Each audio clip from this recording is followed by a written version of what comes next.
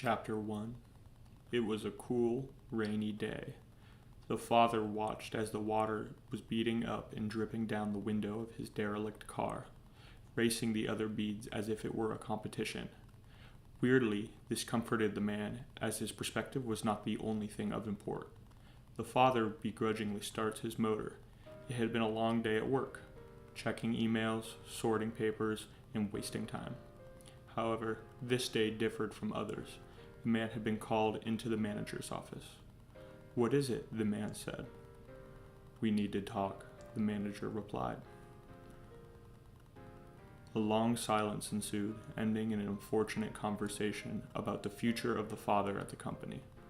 The silent walk of shame mixed with the cold AC blowing on his neck caused the hairs on his neck to rise, and it made the man nauseous. Packing his things at his desk, he laid each item in the box with sadness, symbolically letting go of his dreams and realizing the years of his life that he had wasted. Most of his belongings got soiled during the walk to his car.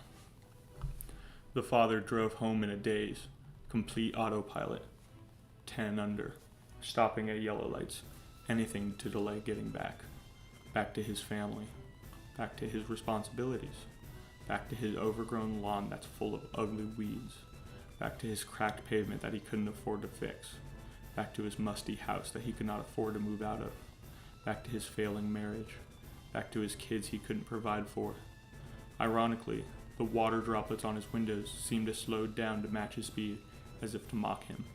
Looking at this, if only for a second, causes the man to have to brake past the comfortable limit, slightly skidding on the slick road, a red light, a 2-minute delay of the inevitable.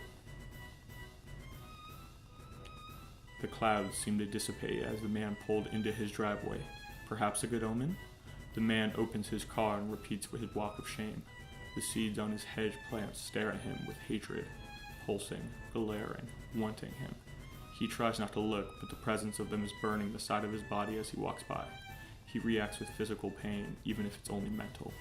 As he finishes his trudge, he looks back at the sun, now beaming through a hole in the clouds, as he realizes that summer is almost here. The father reaches for the door handle, hand trembling, and cracks the door. The squeak of his hinge echoes through the man's head as he fully opens the door. What he sees when he opens the door is not what he expects. His son walks by, not greeting him, as if he too knew what happened. The son goes into his bedroom and closes the door. The father walks around the house looking for his wife. First, he checks his bedroom. Nothing. Then he checks his kitchen. Nothing. He looks through the smudged glass on the back door, and still there is nothing. The water droplets were back, still racing, the universe still moving. Unable to find her, he walks over to the door of the son. There is a strange aura emanating from the room of the son. It seems the universe does not want the father to open the door, but for some reason he must. As he goes for the handle, an unsettling sense of doom arises inside of him. Dread, the ultimate discomfort. Anything to get the father away from the door, but he persists. He finally reaches the handle after an eternity of travel, 6 trips around the earth. As he twists, the voices in his head constantly whisper doubt, telling him to turn back, but he persists. He opens the door to see the son holding an almost indescribable object, a stick with a button and several ridges down the side. On the bottom was a slightly enlarged base that seemed to hold the power for the object. On the top of the object was a dodecahedron that encased something. What that something was is a mystery to the father. The father says to the son, "Son, what is that?"